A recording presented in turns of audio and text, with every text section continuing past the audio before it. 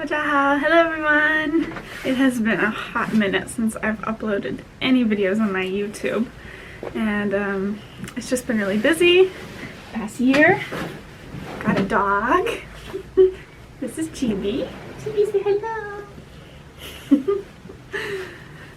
But right now we are right in the middle of the new coronavirus outbreak, and so I have a lot of free time on my hands, and I thought I can put up a video just about what's going on here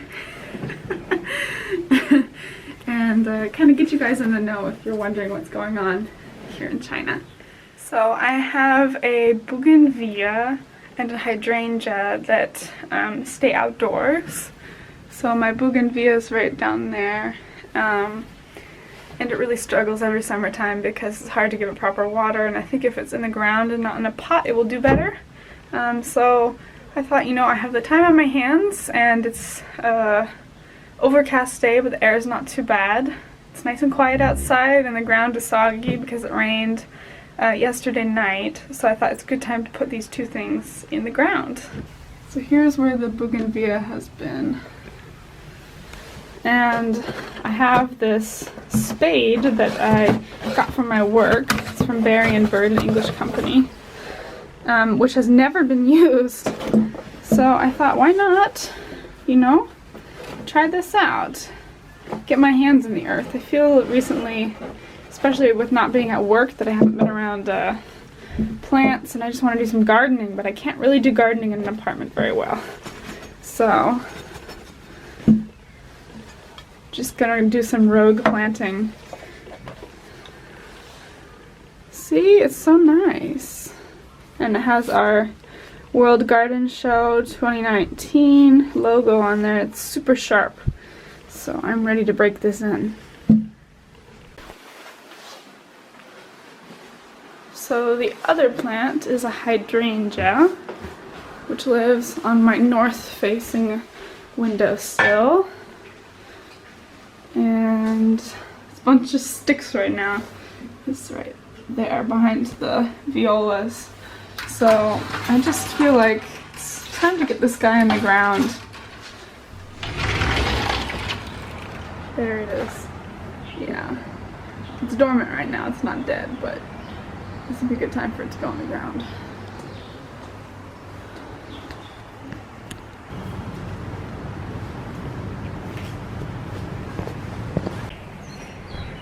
So I hope you can hear me with this mask on. I don't have like a professional microphone or anything, but so right now Hangzhou, our city, is on lockdown. So basically everywhere in the city, every district, they have regulations that only one person per household can leave the apartment complex, go outside the gates of the apartment once every 2 days.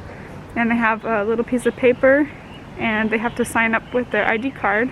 So when they go out, they show their ID to the guards at the gate and the staff there, and they put a stamp in their book to show they've been out. And then when they return, they get their temperature checked and they're allowed back into the apartment once they show their ID. So Lou is the one that got to go out, and I've been stuck in here, so I really need to get a little bit of outside time. The good thing is our apartment has this area with kind of a bunch of unkept shrubs, and there's one hydrangea over there, so I think this is a good place to put our hydrangea and our bougainvillea. And while I'm planting, I thought I'd just talk to you guys about how it's been here with the virus. I think this is a good place for the bougainvillea because it's full sun, and our window is just up on the 5th floor there, so I think when it blooms we can see it here. And then I think I'm going to put this guy, the hydrangea, over with the other hydrangea there because it looks like a good spot.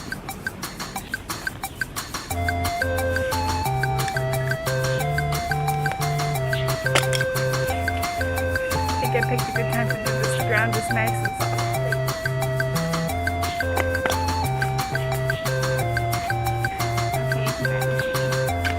Wow, what is that huge rock? That's not gonna help my plant grow. Look at these pretty camellias. He's just about to pop.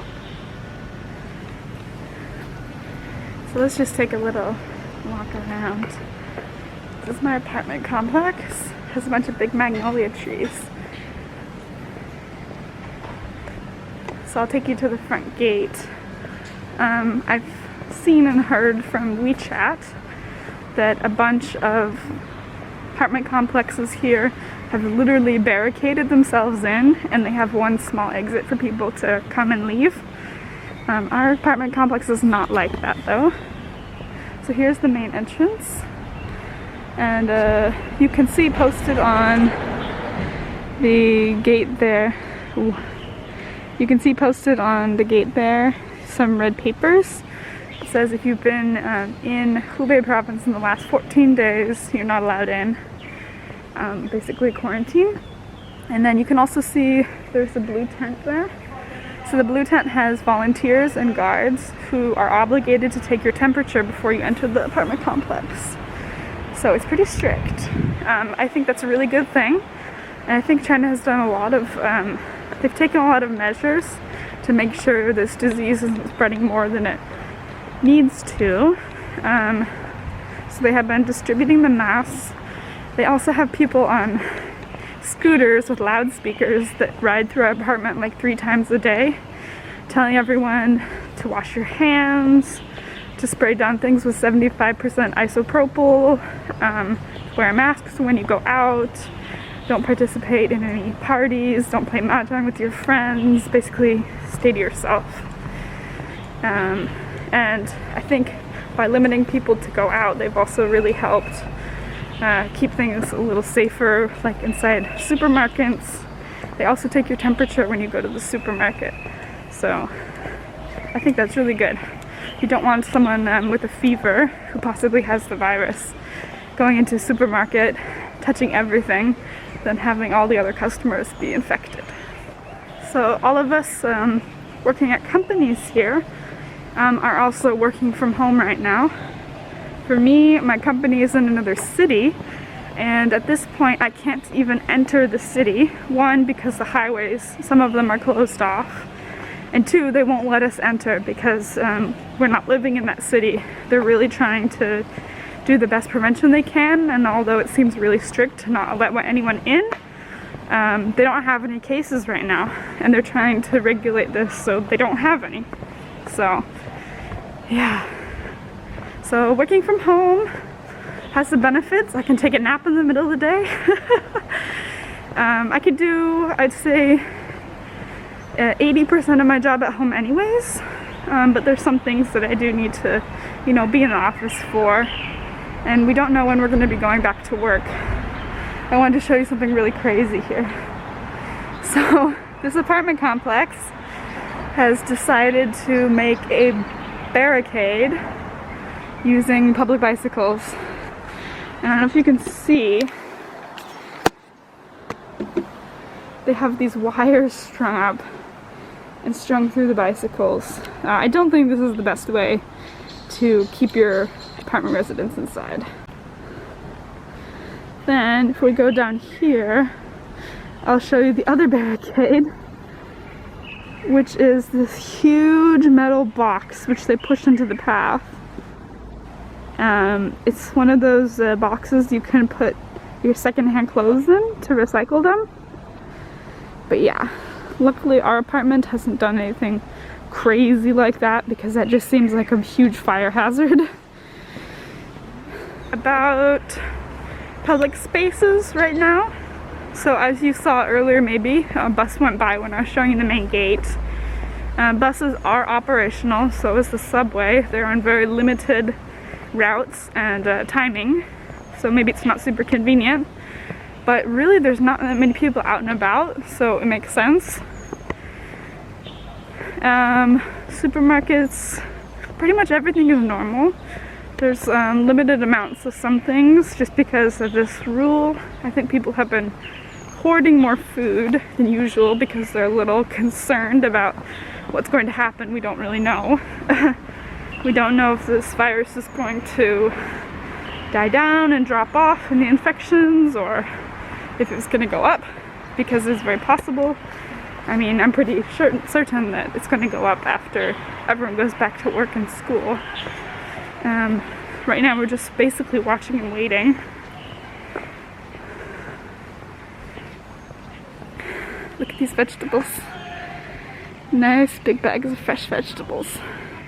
So we're really lucky we have this little store within our apartment compound. And also my in-laws' apartment compound has a small store as well where you can buy vegetables and fruit and eggs.